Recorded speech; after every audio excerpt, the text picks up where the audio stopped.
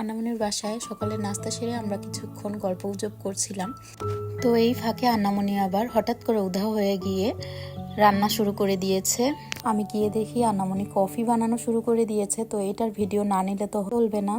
তো আমি এসে দেখি অলরেডি কফি আর চিনি বিট করা শেষ। তো চুলোয় গরম পানি দিয়ে দিয়েছে, যেহেতু 2 কাপ কফি হবে আমার আর রুমাইসার বাবার জন্য। আন্নামনি তখনও নাস্তা করেনি, তাই কফিটা দুজনের জন্যই বানানো হচ্ছে। তো এই যে আন্নামনি প্রথমে কাপের মধ্যে পরিমাণ মতো গুঁড়ো দুধ এবং বিট করা কফি এবং চিনির মিশ্রণটি দিয়ে দিল।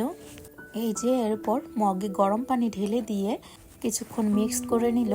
তো এই যে কি সুন্দর কফি তৈরি হয়ে গেল। দেখতে কি সুন্দর লাগছে তাই না? খেতেও কিন্তু বেশ হয়েছিল। এক কথায় পারফেক্ট যাকে বলে। আমার তো খুব ভালো লেগেছিল। সকালটা ভালোই কেটেছিল আর কি, আলহামদুলিল্লাহ। সবাই ভালো থাকবেন, সুস্থ থাকবেন। আল্লাহ।